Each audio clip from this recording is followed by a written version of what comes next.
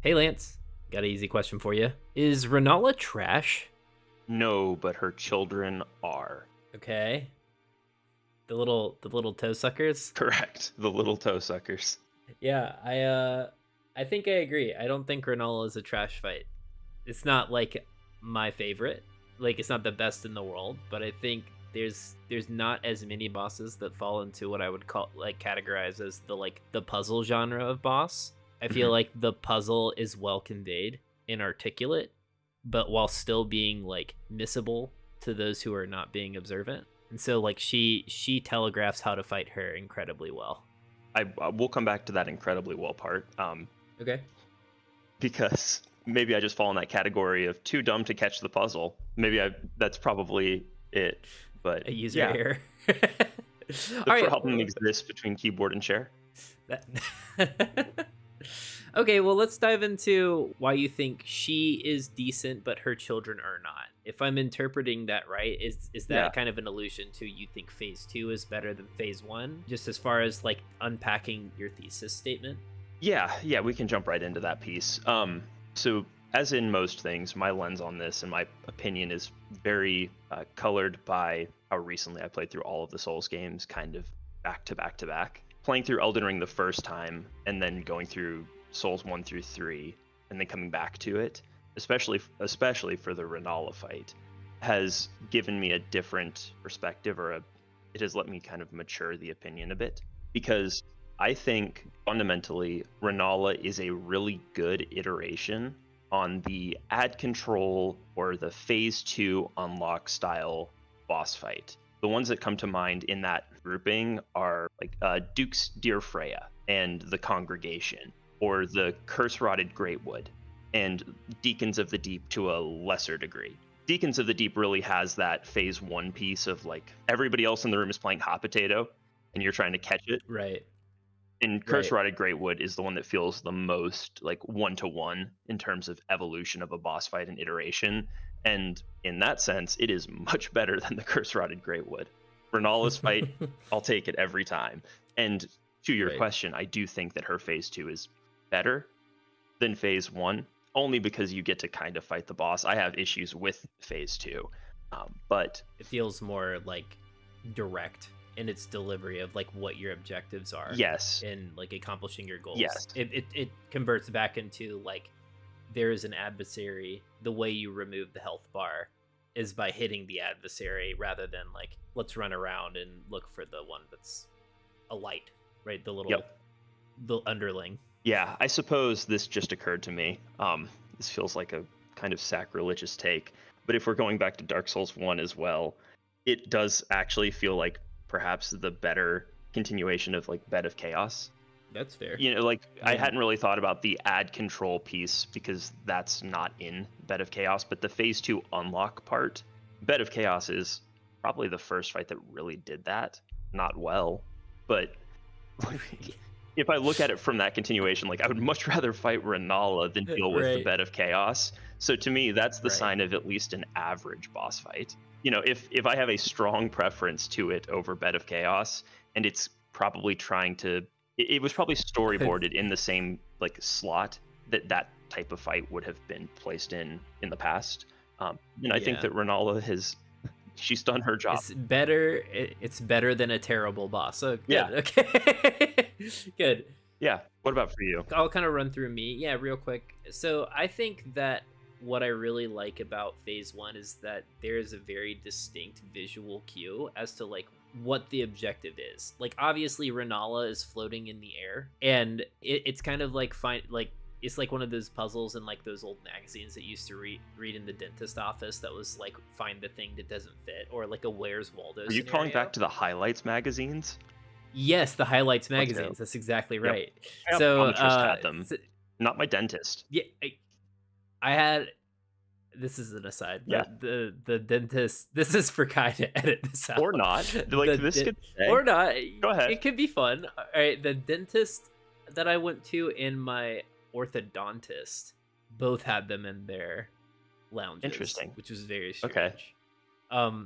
So, anyways, you're sitting there in a room that's primarily blue. Like it's shades and iterations of blues and browns. Mhm. And the stark contrast to that is the gold, yellow that is like seemingly out of place, and it's in only one of two positions.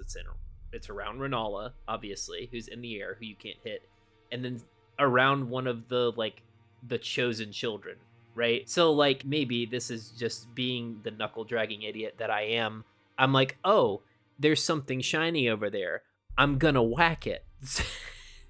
So I did, and I was like, oh, the thing shattered and it went somewhere else. So I think that it kind of like stair steps you through, and it gives you like, it follows the rules of 3. You do it 3 times, you get rewarded with the damage time. Yep.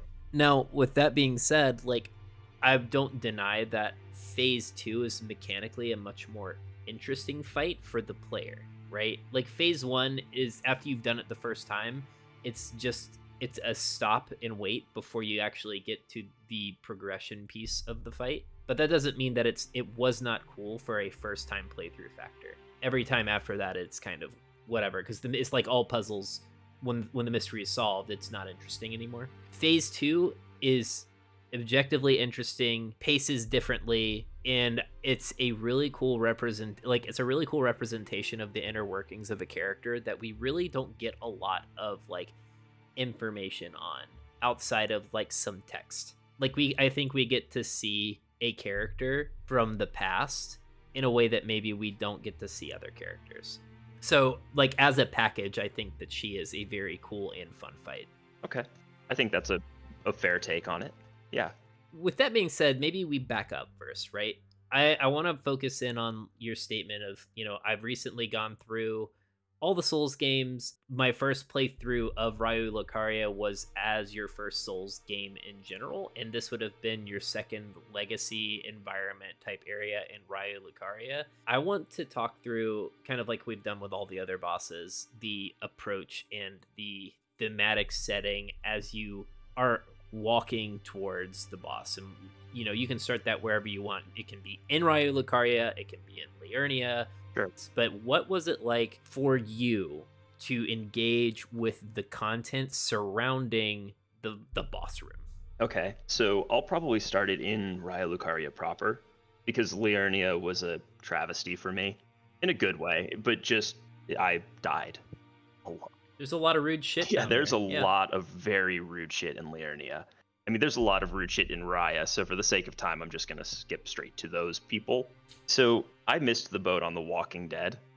It's just not my genre. It didn't really grab me. It seemed like a soap opera with zombies. And I think it was really considerate of From Software to give me the Walking Dead experience anyways. Yep. They're like, for those of you who may have missed this cultural phenomenon, here, go to the graveyard and suffer as the characters have suffered. Yeah. It was super considerate of them, and I really appreciated that opportunity. And you didn't need to pay for a TV subscription. Exactly. I didn't need AMC to do it. And I feared the fuck out of those Walking Dead. I'll say that. Beyond the ambush. Before you go, I've got to ask, did you get hugged?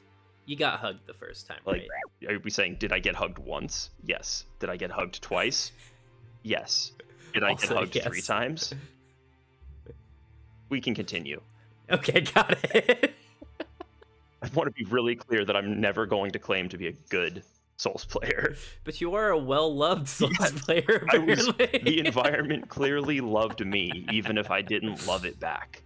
It was like Miyazaki himself came to give me a hug at some point. Like, is this emotional support? Like, this isn't my love language. It's a pat on the back while also giving you a swirly. Yeah, exactly. And taking my mana. It's the opposite of a free hug. They literally charge you for the hug as they are giving it to you. That's really all I have to say about the graveyard. I died to the dogs, because who doesn't? And then we hit like the academy proper, the library area. And the Revenge of the Nerds is really something. It is something special, because this is something I had written down to talk about in the actual Rennala fight, but there is a theme, a trend in Raya Lucaria of bullying this poor, unsuspecting Tarnished with books. Like, why does everything in this dungeon want to kill you with a book. That is true, because and some of them even have access to like swords and stuff, and they still like they choose to kill you with books. These wizards, these masters of all glintstone magic, still choose to just bludgeon you to death with a book. It's so rude. It's so rude. And I loved it. Like the first time that one headbutted me, one of the wizards, it's like, okay, I see that. I mean, they're wearing the Burger King mask. I get it. Like I would kill someone with my Burger King mask.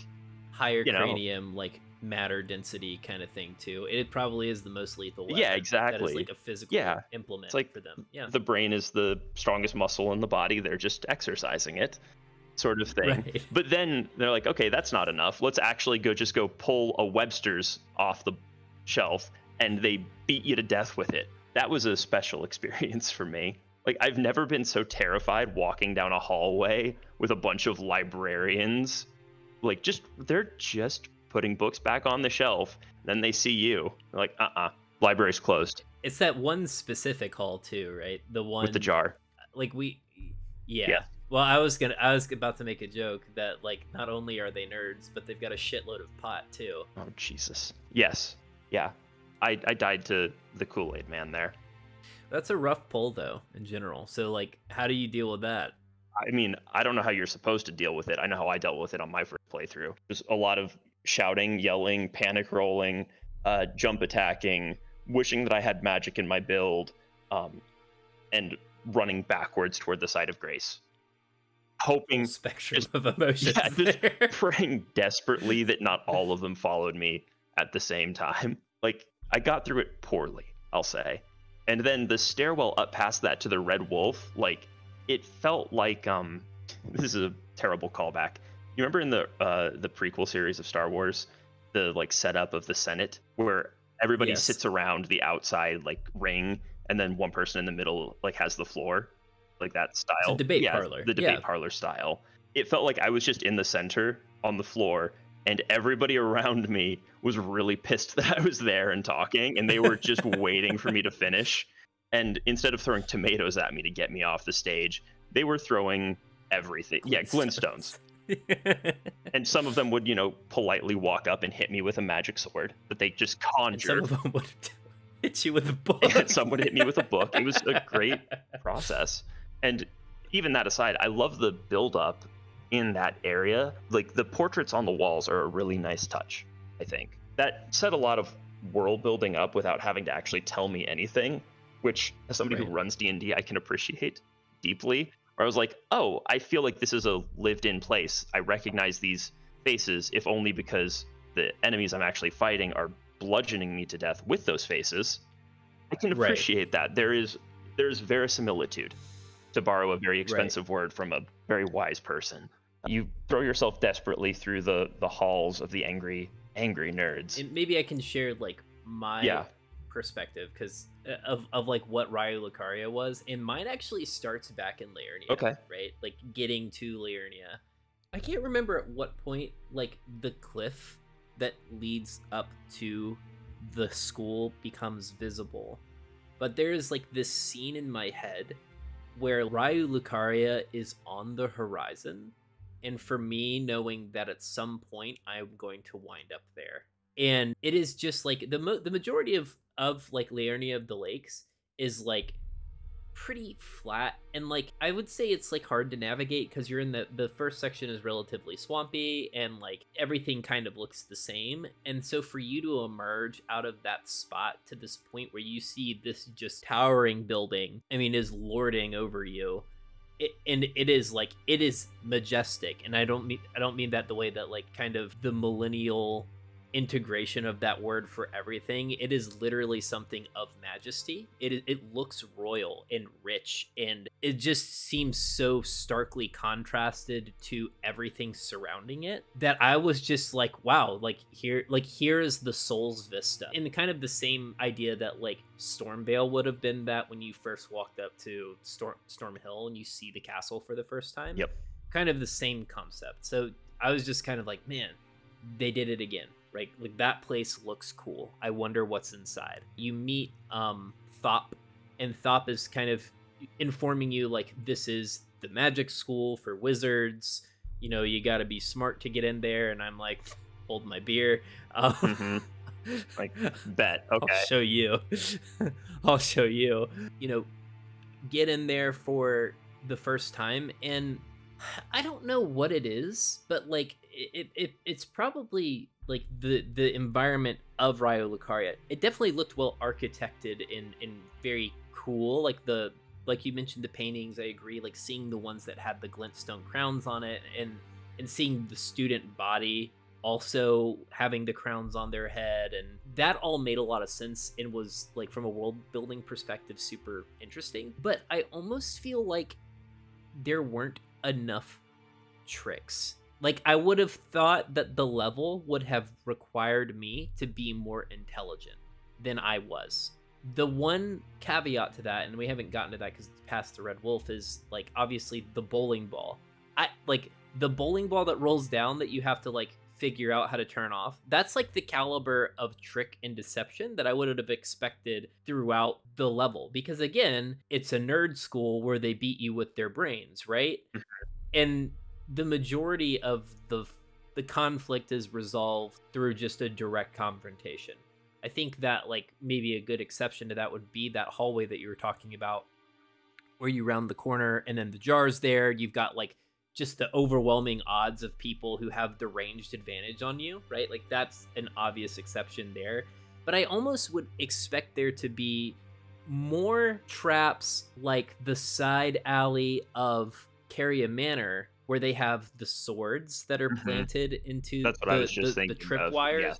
Tripwire traps. Then when you go up a level, you have the ghosts that get triggered after you've walked past a threshold or you've done a thing.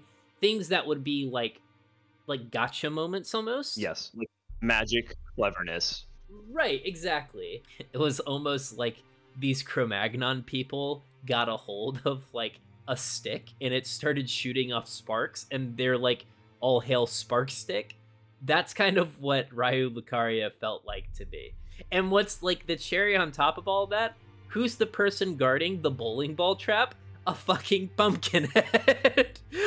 Like, the most like monkey brain enemy is guarding the bowling ball trap, which is like, that's the most Tom and Jerry trap that they could have put in the entire zone, and the most, like, stupid enemy is guarding it, right? That's like a little nig to me for the zone itself. It doesn't detract from the spectacle of seeing it for the first time and being excited to go there for the first time. I think another thing that you actually told me about is, like, I was actually at the Rennala boss room, and then you said, have you checked out the roofs?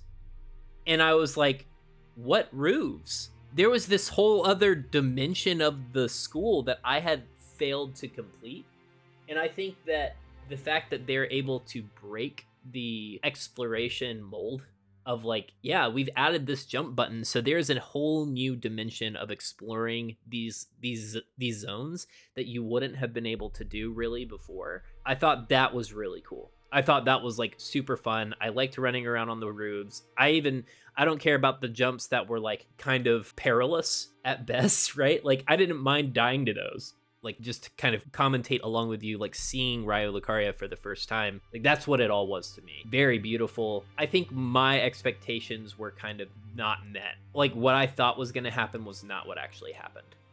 With that as, like, the backdrop to getting to the Red Wolf of Radagon, like, what do you think of that as, like, your midway point for the zone? That boss is fundamentally asking, in retrospect, I can now see this after Souls 1 through 3, it's like, hey, remember Sif?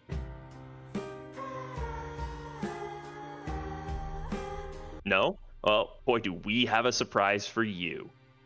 And I was in that, no, I don't remember Sif. I don't know who Sif is yet. Why am I being punished for somebody else's mistakes? Yeah, why am I being held responsible for the sins of others here? I will summarize that experience in a single question, and it's the one that I asked my partner rhetorically when I went to bed after I first fought the Red Wolf of Radagon, and I very gently shook her awake and with no context said, they gave a wolf a sword. Who does that? And she still brings that up months later at how just the abject horror and pain in my voice. Like, she still laughs about it. And I think that's the entirety of my thought. I just love that you woke her up. Like, it was so urgent that you needed to disrupt her sleep. Yeah, like I couldn't just go to bed. I had to like offload this. I needed to share. I needed to decompress. Like, I was so hurt by the fact that they gave the wolf a fucking sword. I liked it. I didn't understand the lore implications. It felt at the time like in the same almost incohesive way. Okay, I've been going through, I had my Walking Dead tour. I saw Nerds with Books. I got bullied by Jars. At this point, I think I had gotten comboed by the page in that one section. I don't remember if that was before or after, but all of that to say that like the wolf seemed like kind of from left field. I was like, well, of course there's a wolf in here. Why not? Why wouldn't there be? Right, because there's so many other crazy things that exist. Yeah. It was more the spectacle that I liked, and the audacity of giving him a sword, and then letting him summon magical swords that can stab me on their own. That was terrific. Right. It was like that scene from Fantasia where all of the like just household items come to life and start animating. It felt like that in a painful way, but I liked it. I actually think that fight specifically is really well designed, because the wolf does really punish you for falling for his baits, but his attack windows are really honest, right? Like, I think if you're a melee character, what you're really waiting for him to do is like the forward lunge that doesn't zoom past you. You're waiting for him to do like the bite type combos. Those are your opportunities to attack him. And then everything, I don't feel like there's anything where you're just trapped by like the floating swords. Like, I have to dodge the magic attack, and if I don't dodge if I dodge this, I'm gonna get hit by something else. I feel like he's very fair and very consistent in the way that like he tries to punish, or how he like strings together combos. The thing that I like better than the rest of like the Red Wolf type enemies is actually with the sword, because he introduces you to like the dive bomb category of attacks, kind of similar to how like Placidusax does the claw fly in from like left field attack. He does the same thing where he jumps up and does the sword slice, so he's starting to prep you for those attacks and how to like dodge them for the first time in what I would consider a lower stakes environment than, you know, your Placidusax type. But I thought that the spectacle of him and the mechanics behind his moveset were really like appropriate. Like, it was cohesive to me. I do want to dive into the lore of like why does the wolf exist, and I think this kind of intertwines with the music that plays while you're fighting him. It's a short track, so there's not like a ton to say about it. The sound of his boss arena isn't like intrinsically negative or positive, but it is very like I won't, the feeling I got is like it's very like, I guess, proud. It's bold, proud. I almost think of it like a protective type sound. Not that protective is necessarily an emotion, but that's like, if you kind of context clues like its placement there, it's not just a Red Wolf, it is the Red Wolf of Radagon. Radagon was Rennala's husband, right? I kind of think of it as like, is it there to protect his wife, who like Radagon has feelings for still, or is it there to make sure that people don't unlock secrets they aren't supposed to? I can see either one being right, but I feel like with kind of the sound and the tonality they're trying to put forward, I lean towards the a guardian for his wife. I don't know, what do you think? I think it is probably that, just based on what we know about Radagon versus Marika. Like, whatever the source of their schism is, whether it was a convergence or two within one, or like whatever theory you subscribe to, like, I think that Radagon as an individual did care about Rennala. I mean, to what extent, in what way, who knows, but like some degree of care. The stories that Muriel tells the Church of Vows, like, in that context, I feel like Radagon left that wolf as a guardian, maybe of both secrets and of Rennala. That's fair. Yeah, I mean, I would say that Yeah. is a good boss Yeah. fight. I think it's a good fight. Now that we've talked about the midpoint of the level, maybe we can move into the courtyard with the Iron Maiden and the bowling ball. Sorry, you talking about the boulder trap has me thinking about that courtyard and my experience with the first Iron Maiden. Go on with your first experience with the Iron Maiden. I mean, I died so many times.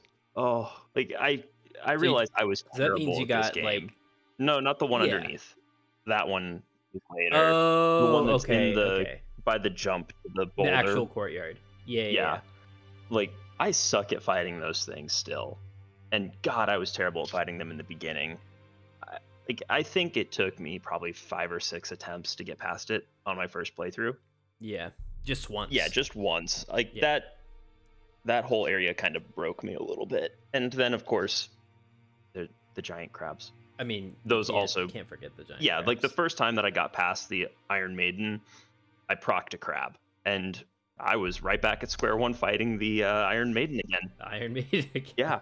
Yeah, like I will say that about Raya Lucaria for my first playthrough in terms of what is it like, what is the interrogation of the game? What is it quizzing you on? What does it want you to show that you've learned?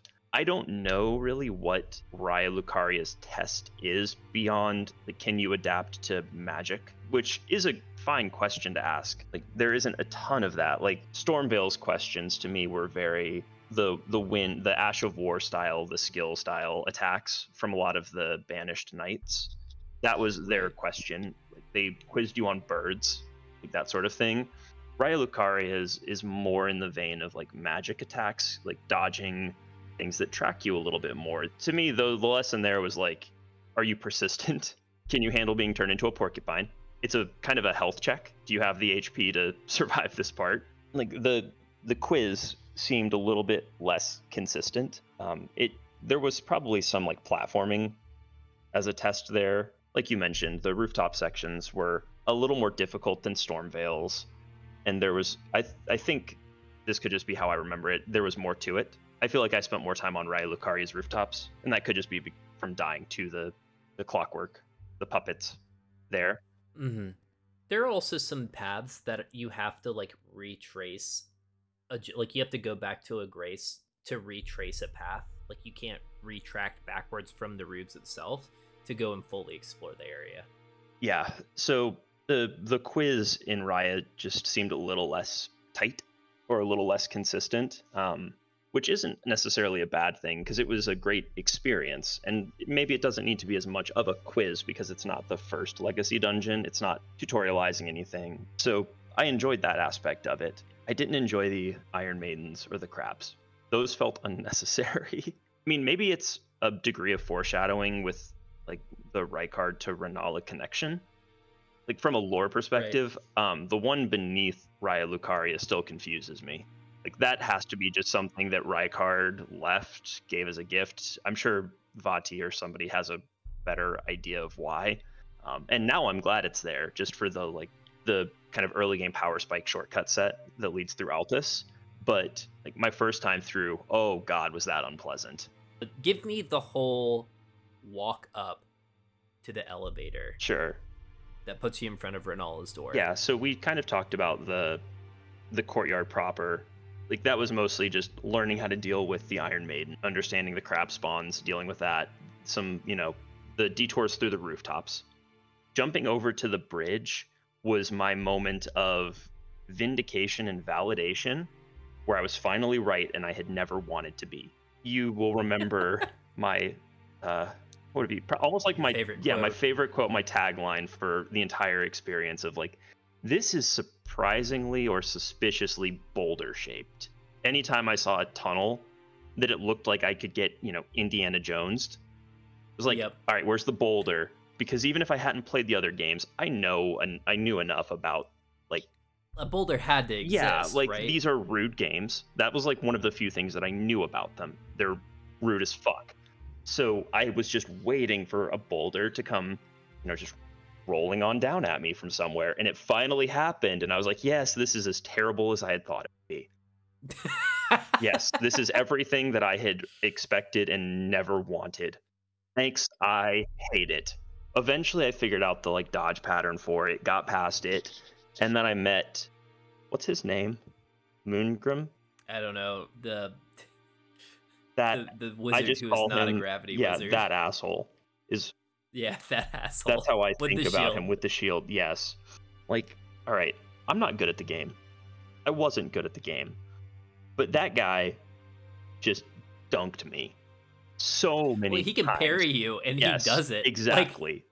Like maybe it was just the route that I took. I'm sure there are other invaders that also, like even the scripted invaders, but that was my first time really experiencing the hell of an enemy who will actively parry you consistently. I died to him so many times. Like, I don't remember how I beat him the first time. I remember it being that's all I've got.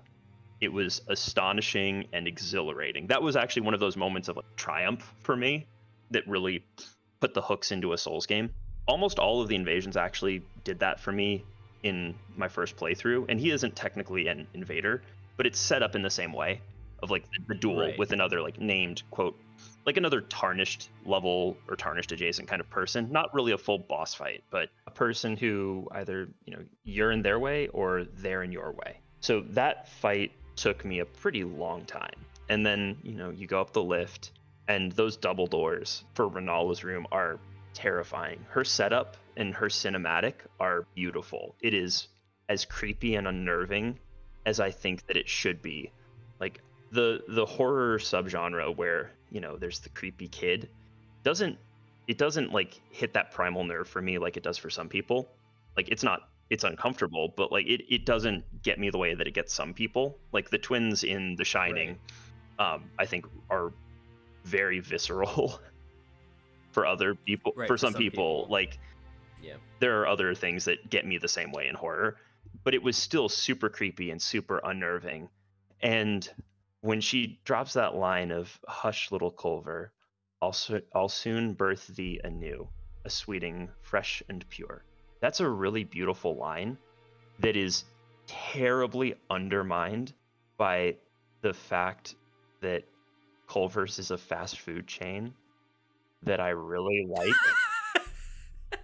So the whole time I watch the cinematic, I think about the beauty of the boss room and the set piece, and all I can really think about beneath that is how badly I could go for some cheese curds. That's really funny. Like, it's silly, I know, but every time she says "Hush, little Culver," I'm like, oh fuck, I could go for some curds right now. Because there aren't many Culvers here. Like, but when I go up north to visit family, they're all over the place. So it's a lot easier to just be like, yeah, I'm gonna grab some of those. It makes me like want to travel and go to a Culver's. So that's what I've got. The thing that I notice in that cutscene is two things. The first is obviously how quiet it is, right? When you open the door and you're entering threshold and you're entering the center room, and like how eerily empty it is. And then like you get down, like you get to the scene where like the little student girl is like grabbing your foot, tying your shoelaces together. I thought that she was biting your foot. That's what I thought, and I was like, don't do that. Like, that's not okay. Don't do that. Don't bite my feet, you fucking weirdo. Like, that's what went through my head the whole time. So I'm glad that we both internalized the seriousness of the situation appropriately. Sorry, I didn't mean to cut you off there, but I just... It's a good comparison. Like, I like that that's what jumped out to you. Both of us, like, we really just lost the gravity of the moment for very different reasons. Right, exactly. Yeah, but and so then at that point the boss fight starts, right? So like, yes, tell me about that, because I've given you my thoughts, but like, what was the first time Souls players experience of going through it and fighting Rennala and being asked in the puzzle Yes. boss format. Yeah, absolutely. So for me, this was the moment of, well, the revenge of the nerds has continued. Why are you still throwing books at me? It's so Magic purple books. goddamn rude. And then, insult to injury, they're also throwing chairs and globes and tables and whole ass bookcases. Right. Like, also, side tangent, why are there so many globes in Rennala's boss room?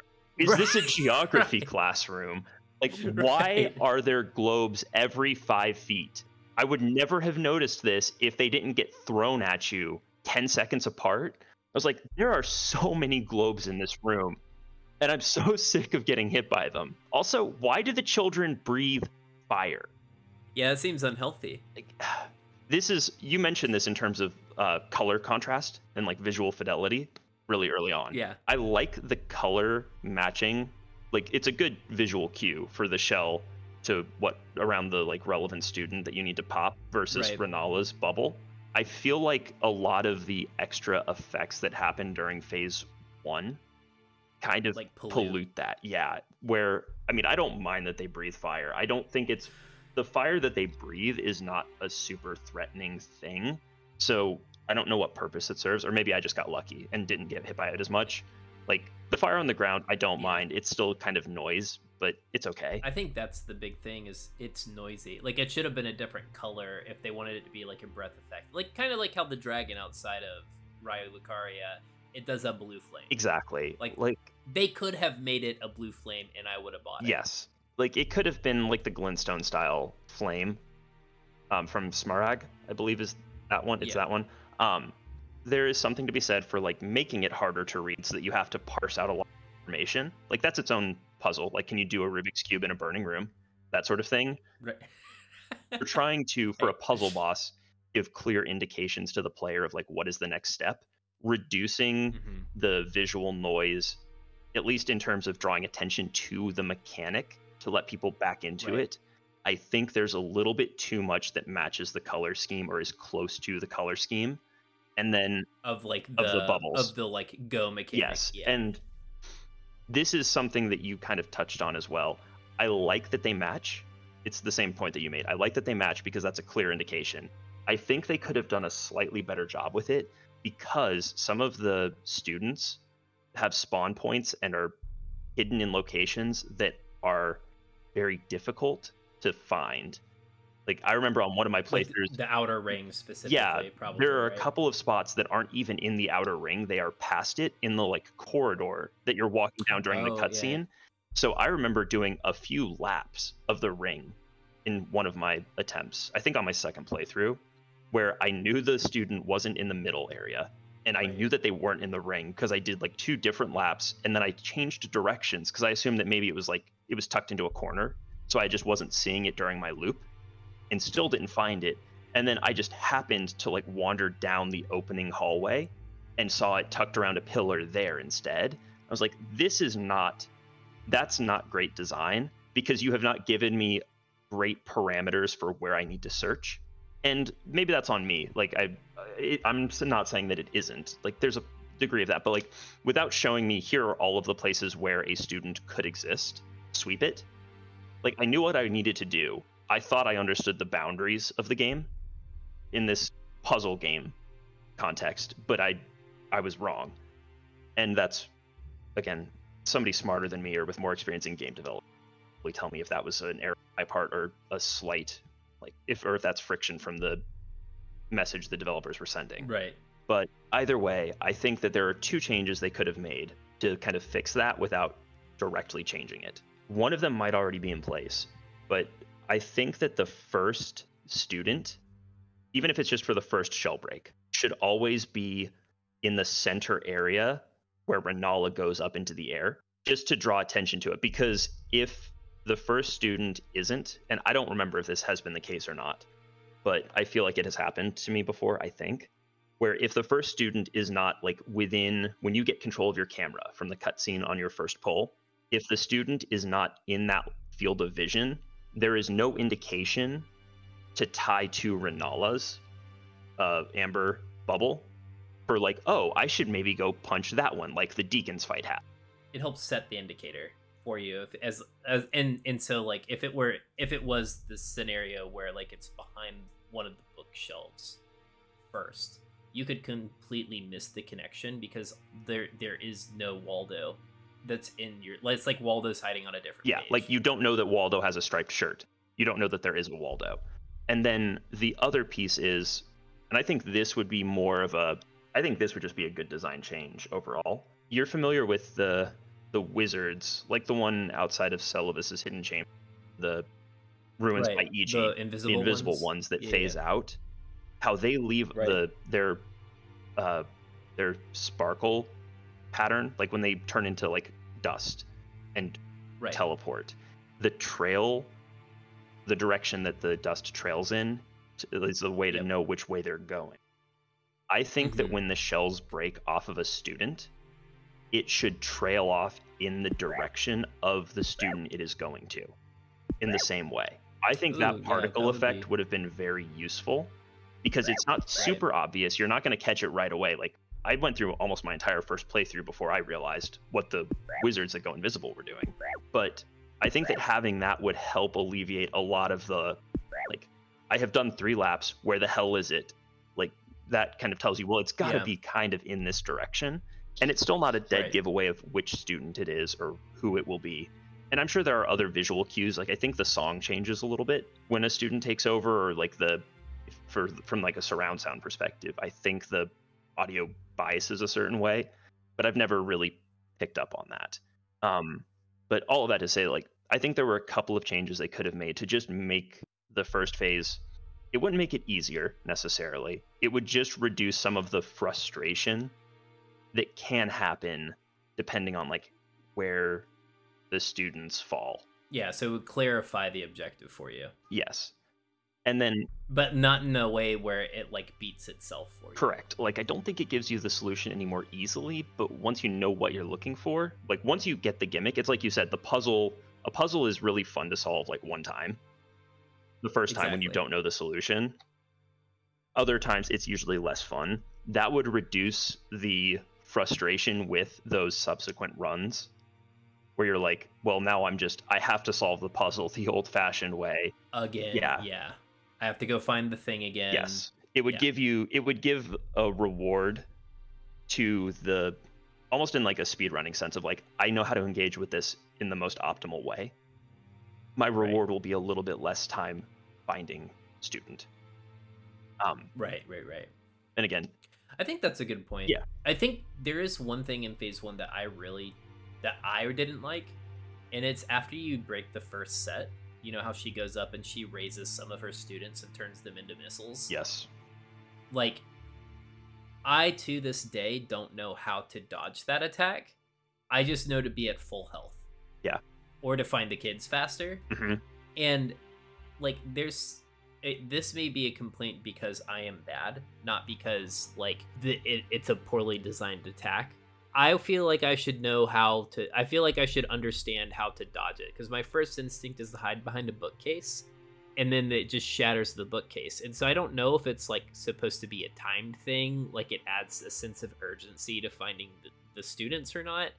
But that attack specifically frustrates me kind of the way that like a speed bump does. Like it's just like, oh, okay, because it knocks you down. It doesn't kill you, it knocks you down, so you have to heal a little bit, and then you gotta go then you can go find the kid some more. So it just kind of like, it just needlessly slows everything down. That's kind of how I've interpreted that attack. Mm-hmm. I don't know, that I think that's the one thing that really frustrates me in phase 1. And then it's just doing it every time after, if you die in phase 2, like every time that I do it now, I'm like, okay, I just got to get through this part. But for the first time, it is cool. Like once you figure it out for the first time, you're like, oh yeah, that's awesome. That's great. I think that it's always satisfying to see how many cycles you can do Rennala in, right? Like to get through the first phase, right? Like, so I think I've one-turned her like exactly one time. It was a very difficult experience, but I did manage to do it. but like that's kind of a neat little like in that optimization vein. But so I think like my phase 1 conclusion is like, as far as the first time you do it, it's a really good puzzle boss, and then every time after that, it is exactly like every other puzzle boss. I think you do bring up some good points though about like the visual noise. I think that's valid. I think that, and I don't know that I've can validate this either. Maybe we can see in some of our footage if this is the case, but like, is the first one always in line of sight, yes or no? Like, I think that's a good point, just to make sure you've set a clear indicator for what your objectives are. Mm-hmm. I think all those are fair and valid points. Yeah. Also, I just wanted to mention this. For the post first shell break. So after the first shell break, when she can drop the nuke on you, the kid missiles. Yeah. The only way that I've found to dodge it, I'm sure that she has visual cues, but like the last place I'm looking during that hunt is at Rennala. I use sound cues for it, which is interesting, but the game doesn't really. I mean, Souls in general, I think, like, audio cues are useful. They use them to a degree. They use them in Melania. They use them elsewhere for like what move is coming next.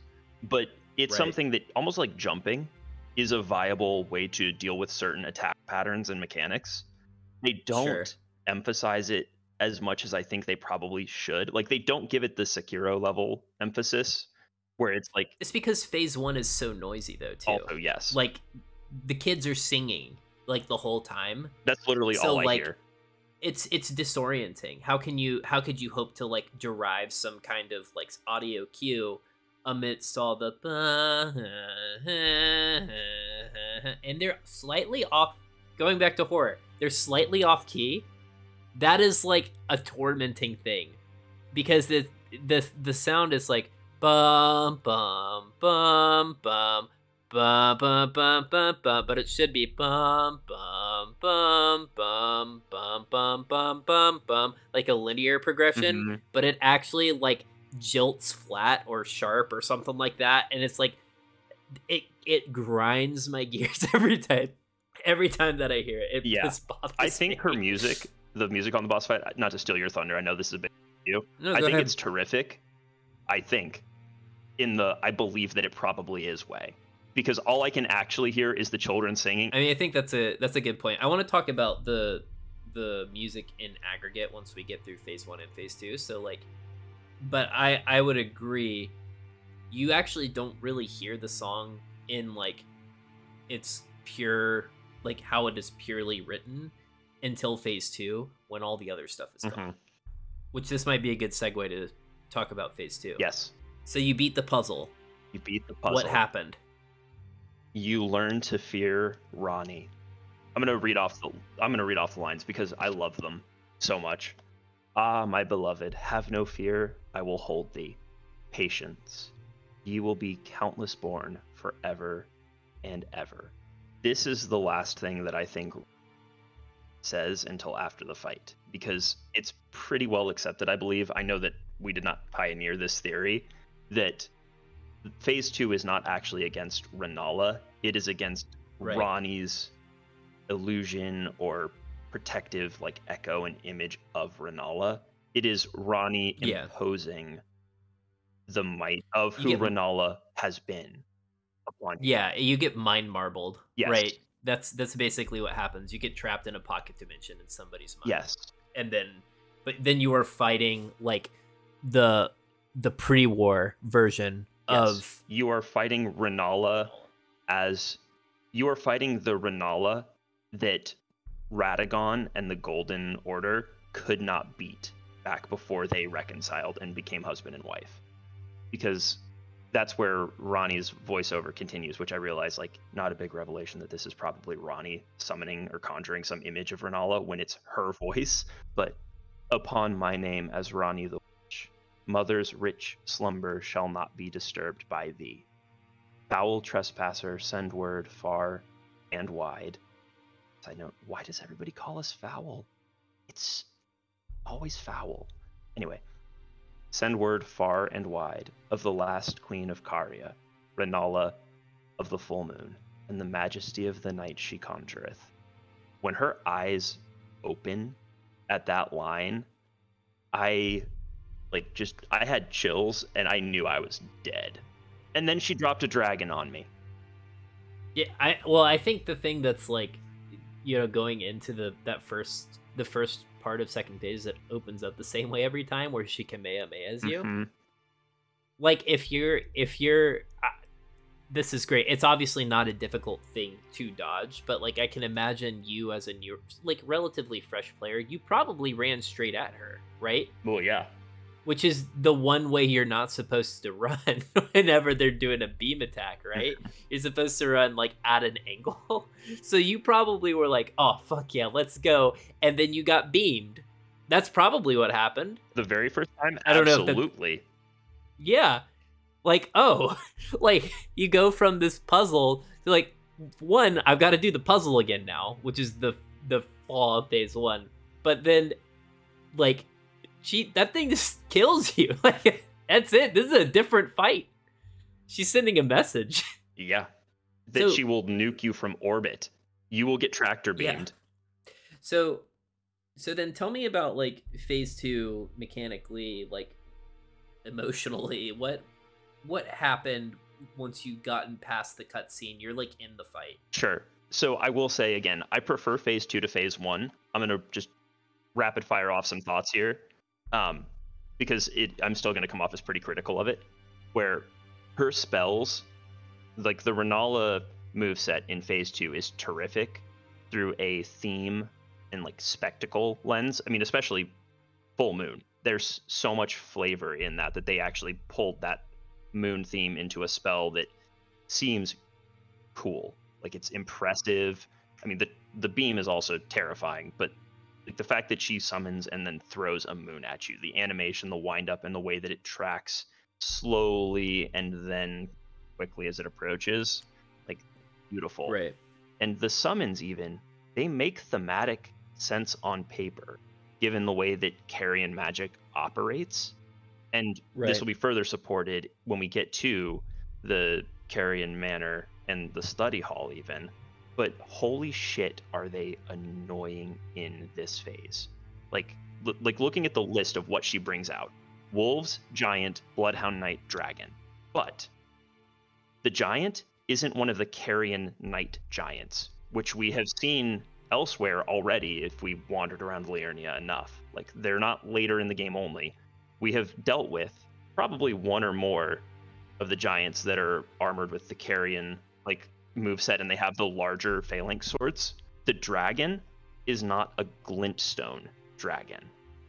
Its breath is not the glintstone magic breath. It's regular fire, at least as far as I can tell. And it doesn't, like, the glintstone dragons have slightly different beam attacks and things as well that this dragon doesn't have. So as far as I can tell, these enemies were selected intentionally to be an enormous hassle and nothing else, because even if they are okay as like the categorical fact that she summons, I buy that. Wolves even, okay, sure, why not? Wolves howl at the moon. The Bloodhound Knight, maybe that's where the theme comes in, or I missed something in the lore for why Bloodhound Knights tie into Rennala, but given Blythe's beef with Darrowil, I don't know how true that is. Like, there's some overlap, at least from Ronnie and one of her like servants from her shadow. Like, there's a tie into the Bloodhound Knights, but I guess there's that other Bloodhound Knight that's clinging to the castle wall by the entrance when you go past the vendor.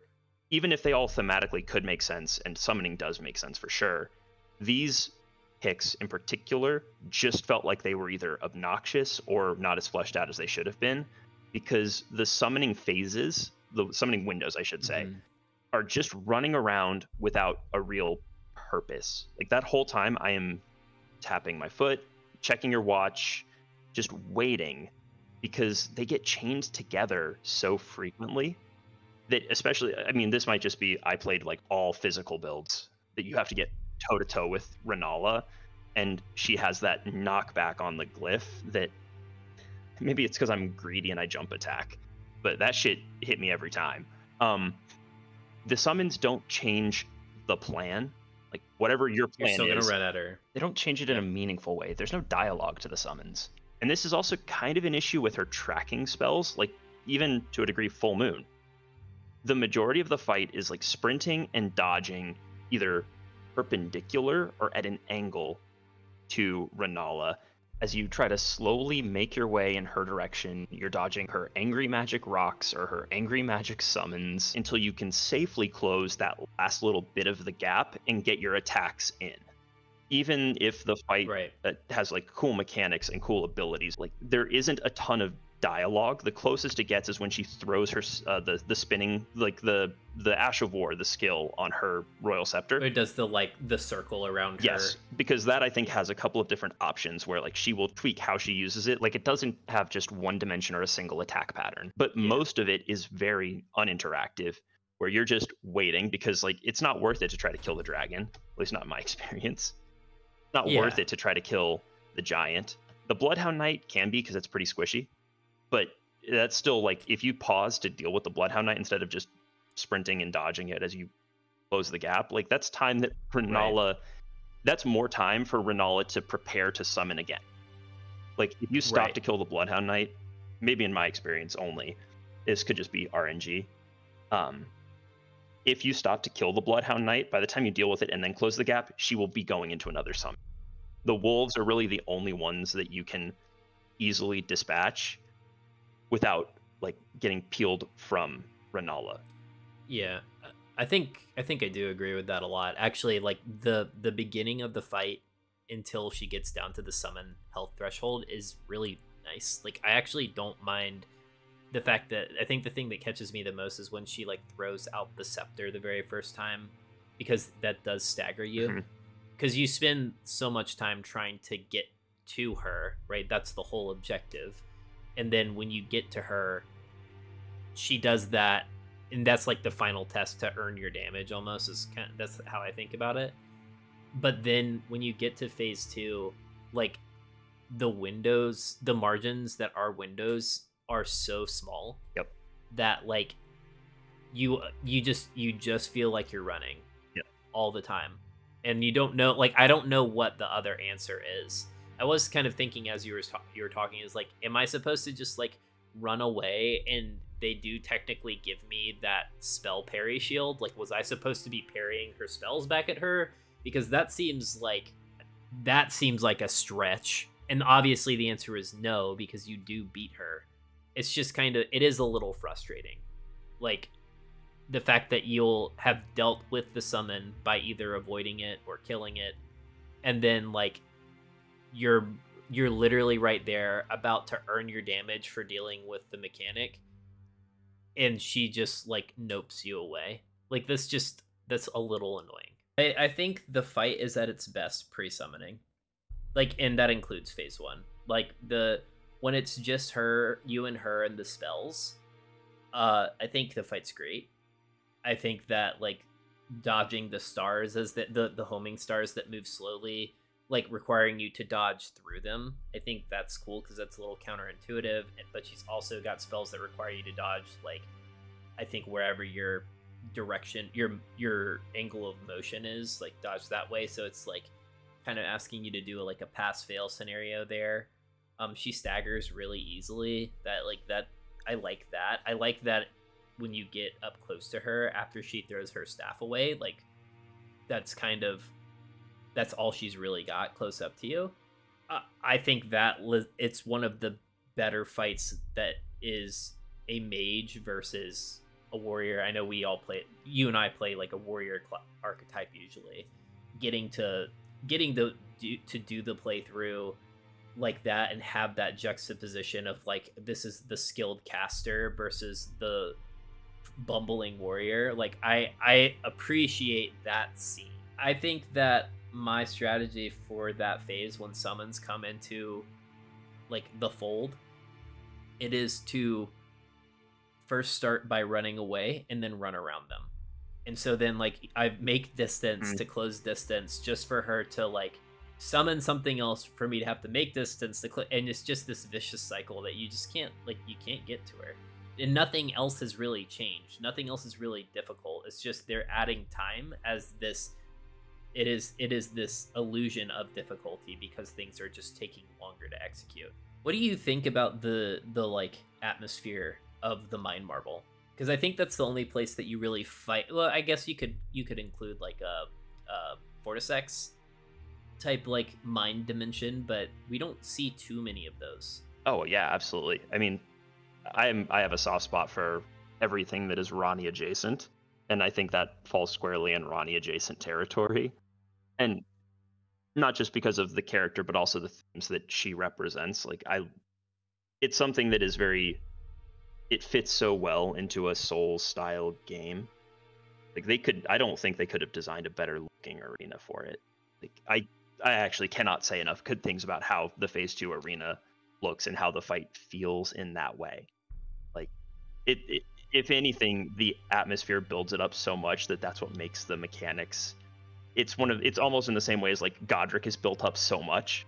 And I know some people love Godric. I don't think it was that good compared to Margit. Like they nailed it on the theme and the way that boss room feels. Right. So I'm actually, speaking of theme, I'm gonna dive into music here.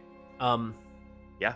So we talked about Phase 1. Phase 1 is it is just this raucous cacophony of sound because everyone else is singing.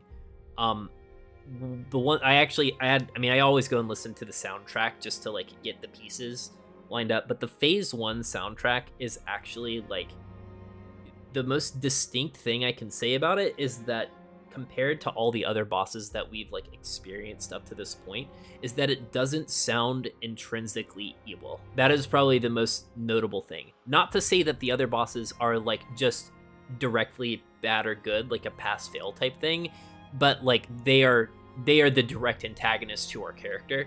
Rennala's theme is not antagonistic in any way. It is sorrowful. I think that's probably the biggest thing. It's like she's kind of like lost in her own thoughts. I think the obvious thing to connect that to would be the loss of Radagon, because she's still like harboring the amber that he gave to her, and just like she is dwelling, and that's why she ascends above you to let all the underlings like deal with you, because she's lost in this deep sorrow. I think the thing that is cool when you listen to just the track is that there is a choir that's worked in to sing with the strings like lament melody, but the choir never overwhelms the strings. It's almost like a lullaby, like they're trying to keep her asleep, right? Because that's what she is. She's like asleep. So then you like this is like kind of the next level dimensionality of the music. All of that gets lost amidst all the other singing that's happening. So like the main theme of the boss, it's like Rennala, you're not fighting Rennala. Because you aren't, right? Rennala is like the secondary thought that's underneath this chaos that is the boss arena, which is cool and annoying. It's both. I think it's appropriate for the position you're at in the fight at that moment. But and it's because like I can't even really give any attention to contemplate the character of Rennala because I've got all these other shenanigans going on at the same time, right? At least that's how it comes off to me. So I'm too busy running, can't listen right exactly now. But the instrumentation is super simple. It's strings, some choir, little piano. That's it. Not complicated. So Phase 2 in the soundtrack is like at 210, 211, somewhere around there. But obviously for us, it's once we deplete the health bar, we get to go into Phase 2. The silence, well, the choir of students singing is removed, obviously. So all of a sudden, the instrumental themes are super clear. And the most notable transition is that I don't know what the exact key shift is, but it's almost like usually like laments are kind of in a minor key. Like they sound sadder when they're in minor keys. This shifts, and I don't know if it is a shift from a minor to a major, but it gives off that kind of impact where it's not necessarily like this somber, sad lament, it turns into this like this serious but still mystical musical statement. And it's whenever she opens her eyes, obviously, right? Like she opens her eyes, she's playing serious now. Like she's doing the gamer lean. Like when you get really close to the TV. That's like what the musical transition is. So, and it's still a simple instrumentation. It's still just strings, piano, and a choir. So each of these instruments has an opportunity to carry the melody through. But what's very like clear in this phase is that Rennala's theme is at the forefront, which is a good juxtaposition to what we had in phase 1. I think in addition to the idea that like you have a very simple instrumentation, the instrumentation in phase 2 actually builds upon itself as new abilities come into the mix. And that, like, I think that idea is actually supported by one instrument that only gets some airtime after the scripted summon of the dragon, because the dragon itself is a scripted event at a certain health threshold. The bassoon in the instrumentation comes in at the 4-minute mark, which is, I think there's only 30 seconds left in the track after that. So theoretically would be like the representation of the health marker that you're reaching. That would be the point where the dragon is summoned for him to come in and like be annoying. And so like we get this additional layer of instrumentation that's added around the time that you would be having a new power or a new like roadblock to face and overcome. So they do this really like interesting thing of like layering in more instruments as more abilities like come into play to make the sound more mature and full and make her like character, her repertoire, like more, not foreboding's not exactly the right word, because foreboding is like, I think implicitly a negatively connoted word, but it's more so that this is a serious battle between two people, right? Like she is this master of magic, and as we add instruments, as we add abilities, that picture just comes clearly into focus of how powerful she is. And so I think I mentioned this back at the very beginning, like the thing about Rennala is after that moment, she's back to being the like absorbed in the amber character that's like kind of broken. But for a moment we got to glimpse back into what one of these like key players in the like Elden Ring lore, what they looked like at the height of their power. And yeah, we were able to like compete, but even that was probably a fraction of what the real Rennala would have been able to do, right? So it's definitely like, I think again, they never do this poorly. It's another really well orchestrated atmospheric development tool, the music itself. I think that the chaos of phase 1 is a little annoying, but understandably appropriate. And then phase 2 builds out this character who is like, again, another larger than life historical person that you have heard stories about. So yeah, I think it's good. I like that summary. It is good. Yeah. Music's good. Moral of the story, pretty good. I think it's time to kind of come to the letter grading. Like, where does Rennala fall for you as far as like a boss grade? I think a B. That's what I think. I think it's a B. I think the very first time that you do it, it's obviously like more emotionally impactful, right? Like to me, at the first time you fight it, the first time you nail the puzzle, the first time you see phase 2 are like of a caliber, but upon repeat, it is less entertaining. Yes, I agree. So yeah, there you go. There you have it. 2 Bs. Rennala, pretty good boss. But that's what we think. What do you guys think? Do you think that Rennala's better than we're giving her credit for? Do you think that she's worse? Let us know down in the comments below. And if you're enjoying this Boss Talk series, then a like and subscribe will help out a lot. And until next time, guys, we'll talk to you later. Little Rani, my